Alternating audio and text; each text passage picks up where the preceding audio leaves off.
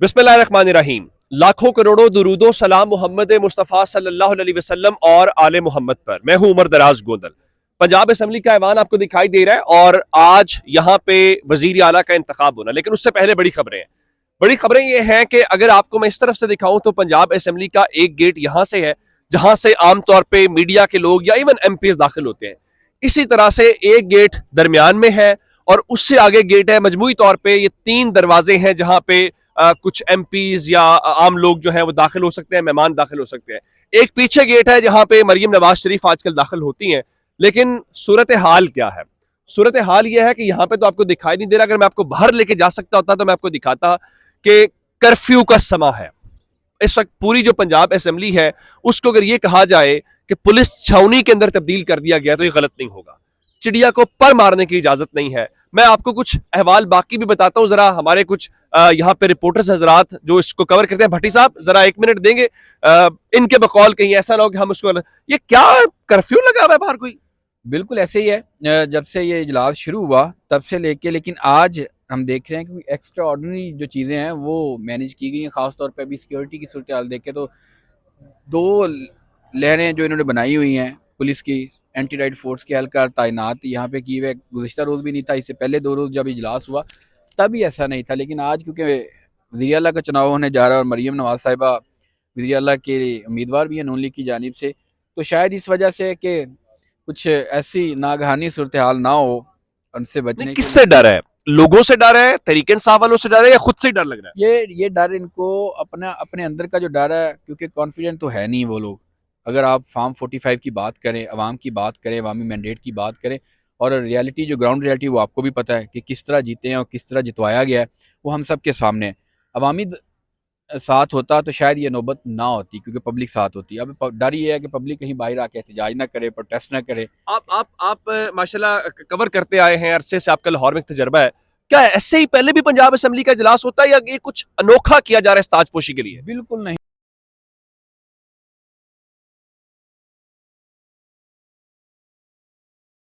ये सिचुएशन या ये नौबत आई हो कि इस तरह पूरी असम्बली चारों तरफ अतराफ में हम देखते हैं कि वहाँ पे पुलिस ही पुलिस है खड़ी हुई है। शायद ये किसी गज़ा का या जंग का माहौल पैदा करने के लिए, या इस कह सकते हैं कि कोई हमारे कीमती असासे है यहाँ पे अंदर जिनकी इतनी सख्त। अच्छा, एक बात और, अभी आप भी मौजूद थे, मैं भी मौजूद था, उस्मा बुखारी की प्रेस कॉन्फ्रेंस हो रही थी। उन्होंने एक नई बात की है।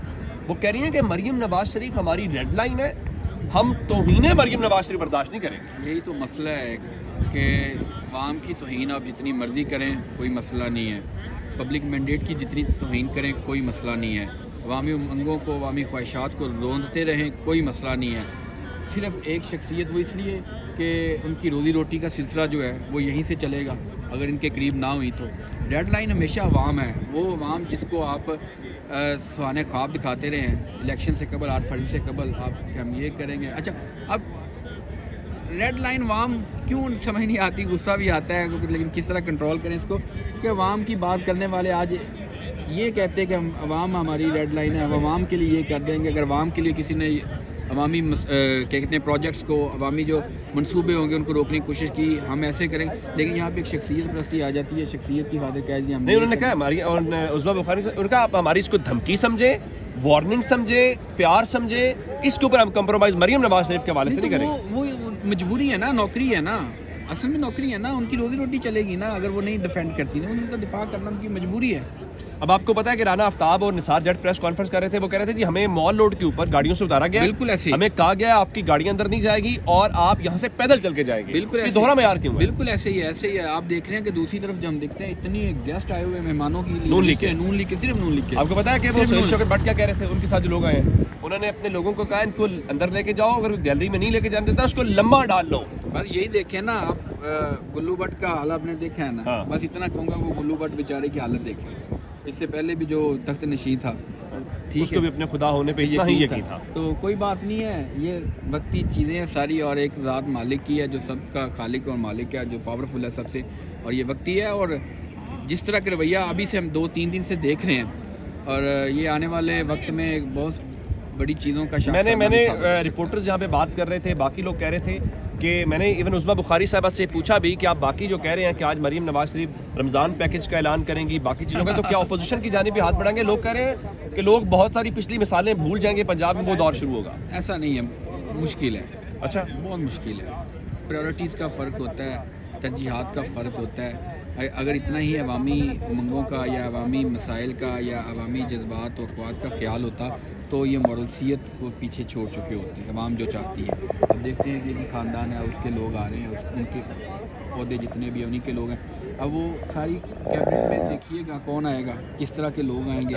بلال یاسین کزن ہے، ٹھیک ہے. میاں مصطفیٰ شجاع الرحمان، ٹھیک ہے. سارے ثانیہ بھی آ رہی ہیں، یقیناً آئیں گی. اگر نہ بھی ہوئی وہ آل ان آل پہلے ہی ہوں گی، کیونکہ وہ مریم نواز کے زیادہ قریبی ہیں. مریم نواز کے ہر وقت ساتھ ہوتی ہے. اور پھر کس طرح کا یہاں پہ ویسے اچھا نہیں تھا آپ یہ اتنے صحافی بنے ہیں، مشکل میں دھوپ میں سردی میں کسی کے سیکٹری لگتے آج آپ ایم پی اے بن جاتے. نہیں، یہ نہیں ہے، ضمیر گوارا نہیں کرتا. ضمیر کی جو جنگ ہے نا وہ بہت ضروری ہے. بڑی صاحب شکریہ آپ کا، آپ نے ہمیں ٹائم دیا. اچھا، یہ ایک منظر میں نے اس لیے بتایا کہ چونکہ وہ خود ایک رپورٹر ہیں، ان چیزوں کو کور کرتے ہیں. صورتحال اس وقت یہ ہے کہ پنجاب اسمبلی کے اطراف کوشش یہ ہو رہی ہے کہ اگر چڑیا بھی پر مارنا چاہتی ہے تو چڑیا کو بھی پر نہ مارنے دیا جائے، اس کو روکا جائے. مریم نواز شریف جو ہیں وہ جاتی عمرہ سے روانہ ہو چکی ہیں جب میں ویڈیو ریکارڈ کر رہا ہوں. اور جو ان کی طرف سے بتایا گیا جی، انہوں نے جو آبائی قبرستان ہے جہاں پہ ان کی والدہ دفن ہے، ان کے دادا اور دادی دفن ہے، ان قبروں کے اوپر انہوں نے حاضری دی ہے، فاتح خوانی کی ہے، اور وہ یہاں پہ اب اس کے لیے آ رہے ہیں. اب ایک جانب میں نے آپ کو بتایا ہے کہ کس طرح سے اطراف میں جو منظر ہے، جس طرح سے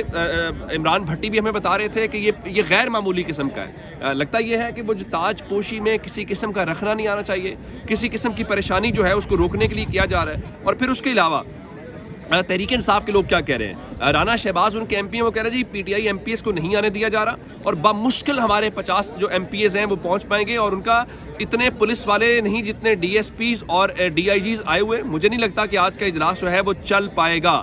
اب میں اس کی ایک مثال آپ کو دیتا ہوں. حسن رضا بیورو چیف ہے دنیا نیوز لاہور کے، لکھتے ہیں پنجاب اسمبلی کا اجلاس گرد و نواح میں کرفیو والی صورتحال ہے. پولیس نے خاردار تار لگا کر راستے بند کر دیے. ٹریفک پولیس، پنجاب پولیس نے جگہ جگہ ناکے لگائے ہوئے. وزیر اعلیٰ کا انتخاب ہے، عوام ابتدا میں ہی خوار کیا جا رہا ہے، بعد میں کیا ہوگا.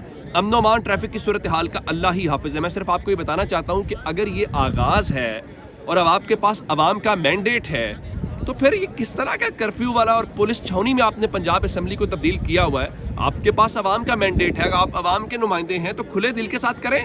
سیکیورٹی کو اس پہ ہم نہیں کہہ رہے کہ سیکیورٹی وہ ضروری ہے، اس کے اوپر کوئی کمپرومائز نہیں ہو سکتا، لیکن یہ جو چاروں طرف آپ نے منظر ہے، آج میاں اسلم اقبال آج بھی ایوان کے اندر نہیں پہنچ سکے. اور یہاں پہ عظمیٰ بخاری سے یہ پوچھا گیا کہ میاں اسلم اقبال نے تو کہا جی وہ خود تو بڑے فرعون بنتے تھے، جیمز بانڈ بنتے تھے، اب کہتے ہیں پلسیں لگی ہوئی ہیں. پھر کہا میں یہ کر سکتی ہوں کہ میں اپنی جو گاڑی ہے وہ بھیج دیتی ہوں، اس میں وہ آ جائیں. لیکن اس کے ساتھ انہوں نے بہت کھل کے آج کہا ہے کہ جو مریم نواز ہے وہ ہماری ریڈ لائن ہے. اور مریم نواز شریف خود کیا کہتی ہیں؟ وہ کہتے ہیں جی کرپشن میری ریڈ لائن ہے. اور اب اجلاس 11 میری گھڑی کے اوپر جو ہے وہ بچ چکے ہیں، تو ابھی تک وہ شروع نہیں ہوا، اور 11 بجے کے بعد اجلاس جب ہو جائے گا تو مریم نواز کا الیکشن وزیر اعلیٰ کا ہو جائے گا. اس کے بعد 2:30 بجے جو ہے وہ گورنر ہاؤس کے اندر تقریب حلف برداری ہے، جس کے لیے کل ہی دعوت نامے جو ہے وہ بھجوا دی گئی. منظر آپ دیکھ رہے ہوں گے کہ میڈیا کی جو ایک بہت بڑی تعداد آپ کو یہاں پہ دکھائی دے رہی ہے، جس طرح سے یہاں پہ لوگ بھی آ رہے ہیں، وہ آتے ہیں اور اس طرح سے اندر داخل ہو جاتے ہیں. تو یہ سلسلہ اس وقت پنجاب اسمبلی کے اندر ہمیں دیکھنے کو مل رہا ہے. یہاں پہ مختلف لوگ بھی آ رہے ہیں. اور ایک اور بات جو ہے، جو تحریک انصاف کے لوگ ہیں وہ یہ کہتے ہوئے دکھائی دیے کہ ان کے راستے میں رکاوٹ ڈالی جا رہی ہے یا ان کو روکا جا رہا ہے. دوسری جانب ایک اور خاص بات یہ ہے کہ آج یہاں پہ وہ الیکشن کے خاص کر ایوان کے اندر ہمیں بھرپور گرما گرمی دیکھنے کو ملے گی، جس میں وہ کہہ رہے تھے کہ ہم بڑی مشکلات سے گزر کے آئے ہیں.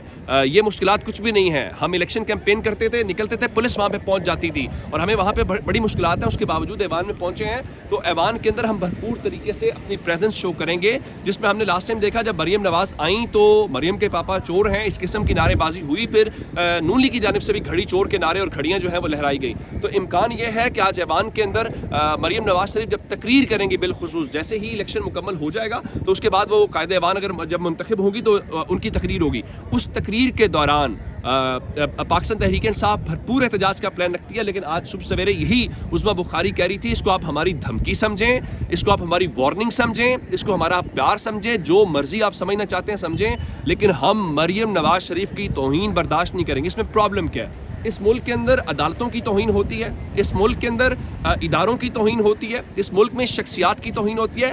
پاکستان میں صرف 2 چیزوں کی توہین نہیں ہوتی، نہ جمہور کی توہین ہوتی ہے، نہ دستور کی توہین ہوتی ہے، باقی سب کی توہین ہے.